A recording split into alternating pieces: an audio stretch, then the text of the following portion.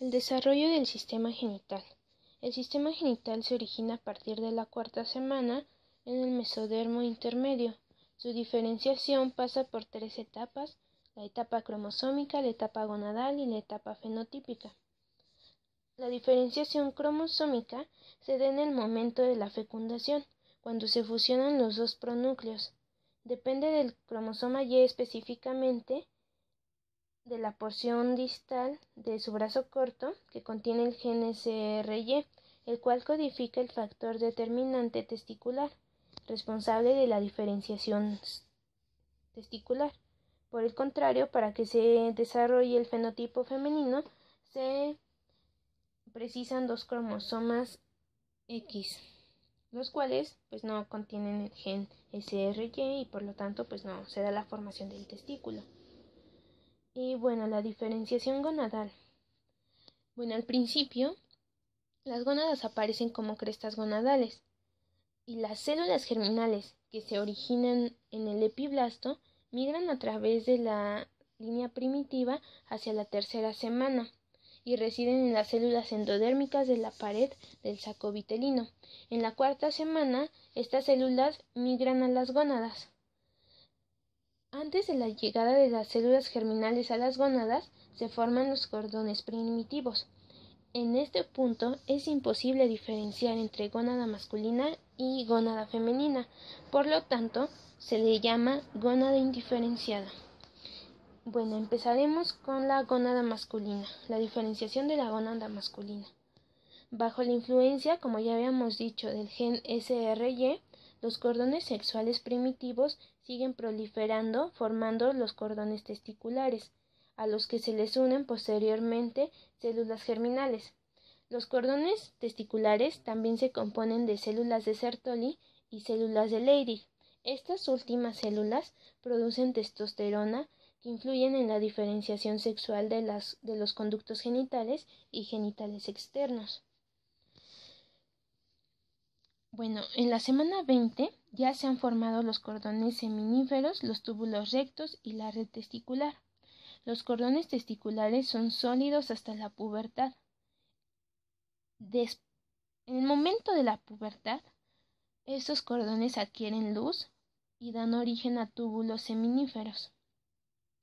Una vez que los túbulos seminíferos se han canalizado, se unen a los túbulos de la red testicular, que a su vez se introducen en los conductillos eferentes, y los conductillos eferentes se unen al conducto mesonéfrico o de Wolff. Este conducto se convierte en el conducto deferente y posteriormente el conducto paramesonéfrico se oblitera. Y se oblitera debido a la hormona antimüllerana, que es la responsable de la regresión de los conductos paramesonéfricos en el embrión. Esta hormona es inducida por el gen SOX9. Posteriormente se da el descenso testicular, que consta de dos fases: la fase transabdominal, donde la regresión del ligamento suspensorio libera el testículo para que pueda iniciar su descenso, y la fase inguinoescrotal, donde el ligamento gobernáculo dirige el testículo desde la región inguinal al escroto. Los genitales externos masculinos, se caracterizan por un rápido alargamiento del tubérculo genital, que a partir de entonces se llama falo. Los pliegues uretrales forman las paredes laterales del surco uretral. Al final del tercer mes, los dos pliegues uretrales se cierran y forman la uretra peniana. El cordón epitelial forma el meato uretral externo y las protuberancias genitales dan origen a las protuberancias escrotales. La formación del ovario.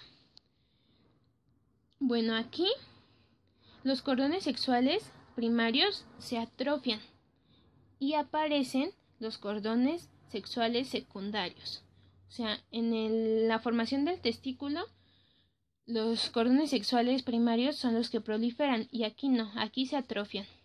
Posteriormente, los cordones sexuales secundarios crecen e incorporan células germinales formando los folículos primordiales. Los conductos genitales. Aquí el conducto mesonéfrico es el que se oblitera y el conducto paramesonéfrico o de Müller es el que se queda como conducto principal. Y este conducto paramesonéfrico, se divide o lo dividen en 3 partes, donde las primeras 2 partes craneales se convierten en la trompa uterina y las partes caudales se fusionan para formar la cavidad uterina.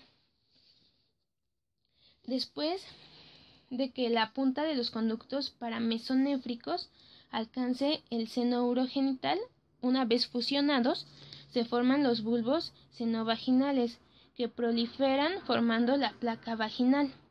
La proliferación prosigue, lo que aumenta la distancia entre el útero y el seno uretral, y esta distancia es lo que se conoce como esta distancia es la vagina. Y está separada por una delgada capa que es el himen.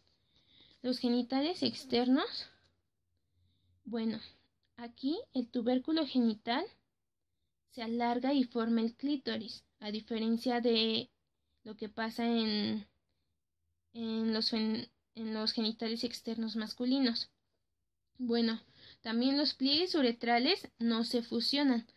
En los genitales externos masculinos sí se fusionan, aquí no, sino que se convierten en labios menores. Las protuberancias genitales se agrandan y forman los labios mayores y el surco urogenital forma el vestíbulo.